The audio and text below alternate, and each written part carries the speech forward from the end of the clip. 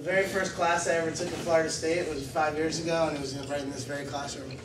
And the very first class I ever taught at Florida State was about 4.5 years ago. It was right in this very classroom. So it's kind of cool to be back. I don't teach here anymore.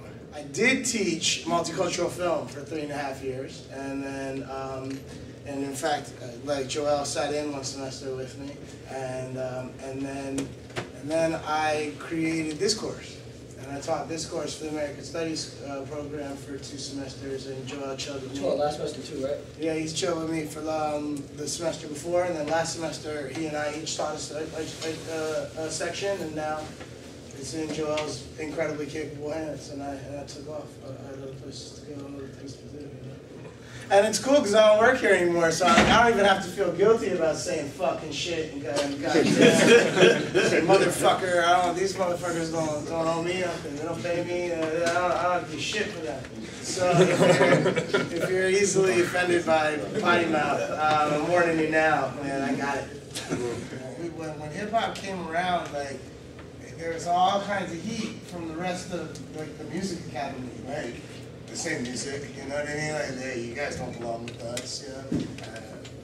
It was a big deal when rappers first started getting Grammys, but once like hip hop started getting them, they were like not aired. It was on like the pre-Grammy show, like it wasn't on TV, and so rappers would boycott.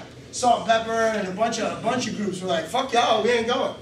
They didn't even go get their Grammy. I mean, how can you say Dr. Dre isn't an artist or isn't a musician? I mean, did exactly what Duke Ellington did. He just did it with technology as opposed to having 16. So Duke Ellington, by the end of his career, literally was just paying his band so that when he composed the song, he could hand it to him and they could play it back to him. I mean, literally, they were just doing studio sessions. They weren't even going on tour or anything for a couple years. And he was paying them out of his own pocket. Duke Ellington had access to an MPC player, Pro Tools, a drum machine, you know, a Triton, Korg, or something like that. I bet you wouldn't be paying all those band members. And that's what it is, though, because the instrument just changed. It jumped to analog and digital. Right. You know what I mean? So my point is, they both, Dr. Dre and Duke Ellington, both made 10,000 songs in their career. Right? They've been literally. I mean, I'm probably exaggerating. They're probably both over 5,000 now. You think about every song Dr. Dre's produced over the years, and half of them haven't even been released. You know, their entire albums that never got, you know, I mean, whatever happened to Rakim's album? Whatever happened to everybody that's ever signed to Aftermath in the last 5 years that's not named Eminem and 50 Cent? But my dad's a classical organist and composer. And I remember the day he walked into the room, and I'm sitting there with my Walkman on in my bed, and he picks up the cassette tape.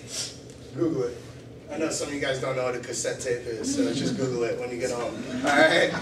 My dad picks up the cassette tape and goes, "Fear of a Black Planet? What the fuck is this? You know? Public Enema? I don't want no Public Enema in my house." It was classic, man. It was classic. And everybody my age went through it with their dad, with their moms. Like, turned on that hippity hoppity crap. Dad came around now. Now he wants to make tracks with me. You know, after 30 years, 20 years later, now he wants to make tracks with me. It's really an issue of what's new. Yeah. You know what I mean? What's new is coming for our money. What's new is coming for our jobs. So we got to keep that new shit out of here. We got to keep it not cool. I mean, it's an example of how like America is, and that's the nature of capitalism right there. This country is founded on everybody going out for their own and getting their loot, and it's not shared. You know, nothing's shared. You know, so even though hip hop might have started that way and intended to be that way, it's not so much like that anymore. It's a business. And when you think about it, that's no different than how this country came together. Every time there's a new group that comes to this country, they're systematically fucked with and kept to the side and etc. You know, and everybody like, you know, I heard stories the other day about when Irish people first started showing up in New York. Oh boy, man, they really got bad. But so did the Italians when they first started showing up. The Jews, the Germans, like everybody, like as people showed up, like, you know, it's everybody else is like, yeah, we don't get our bread. This is our bread. Same thing with music. Same thing with the academy. Where's the hip hop class? What department? What program? American Studies. Not School of Music. Right? They're like, yo, you know, all the jazz guys over there are like, yo, we just got our foot in the door, man. Give us a couple more years and we'll let you in. How come there's no like, there's like the salsa ensemble which does some Caribbean rhythms, you know, and then there's a graduate course on Caribbean music. But I don't think there's an undergraduate class on like reggae. Why I mean, dude, the sounds of Jamaica have framed and shaped popular music since Jamaicans started making music, since they started recording their own tracks. Think about popular music now.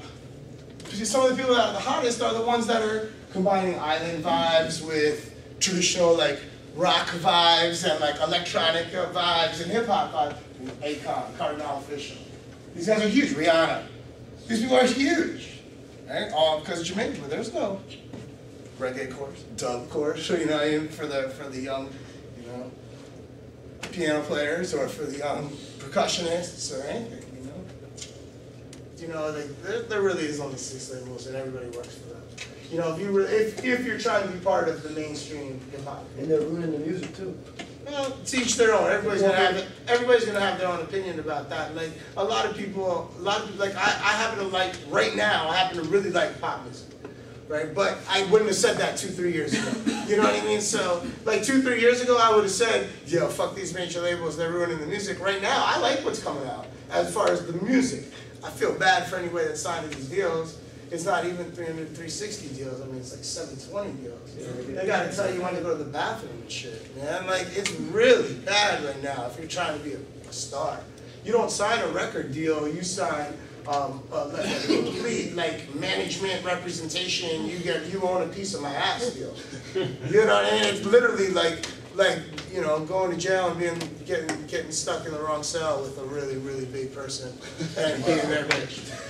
I mean, it really is. Like, that's what it is these days, man. It was Getting signed to like Def Jam is gonna like be beneficial to them, and they become a slave to the label. Well, it can be beneficial. It's all on how you play it. You know what I mean? Like if you look at, let me think of a good example. Think about like early on Jay-Z, right? When he was, you know, even by starting Rockefeller, like, he got to make a lot of his own decisions, but, you know, Def Jam was still getting a big piece of a lot of his early stuff. In fact, and by big, I'm talking like 50% of profits off his early. What I'm saying is, even when he was in this situation where other people were making most of the money off his music, he used that fame.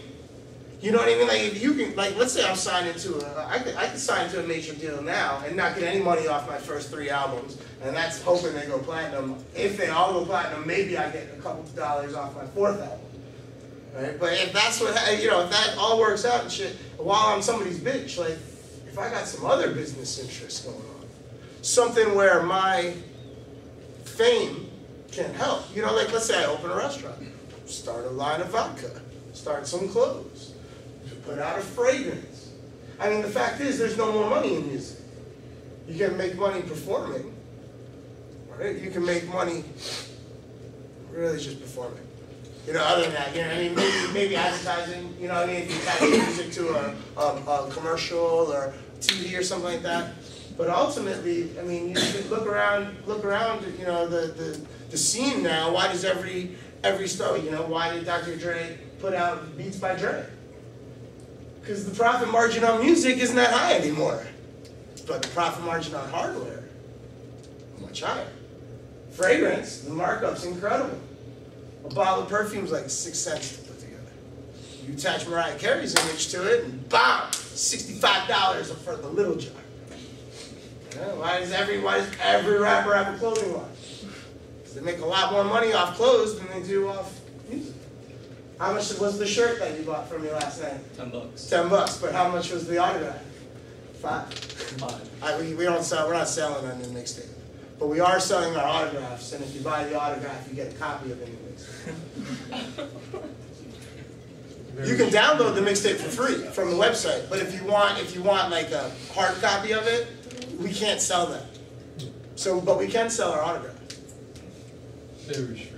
Yeah, it's what you have to do. I mean, ultimately, it's a promo mixtape. You know what I mean? And we're just trying to get back the money we put into it. You know what I mean? So we're just doing a limited number, limited edition, like collector's edition, you know, kind of autograph situation. And if you buy it, you know, it just happens that the autograph is on the envelope that the CD's in. DJ Drama just went to jail for putting out mixtapes, man. Like, for putting out mixtapes. So, you know, we had to not put out mixtapes.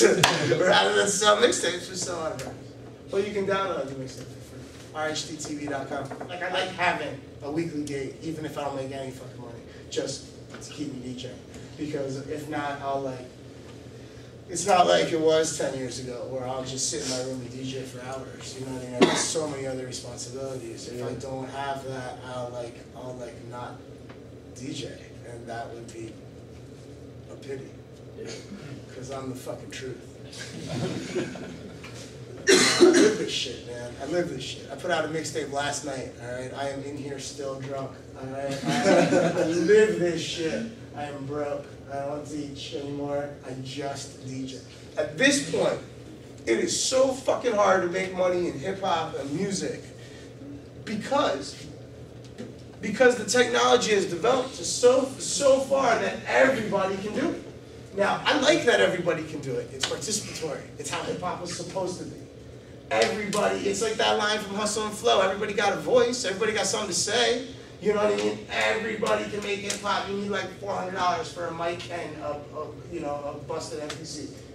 And you can make some tracks. You know what I mean? And that's cool. But what's happened as a result, there are more rappers than there are fans. There are more DJs than there are fans. There are more producers than there are fans. So more now than ever, artists have to be supporting each other. But it's rap. Artists don't support each other. Rappers don't support each other. They tell each other they're better than them. They talk shit to each other.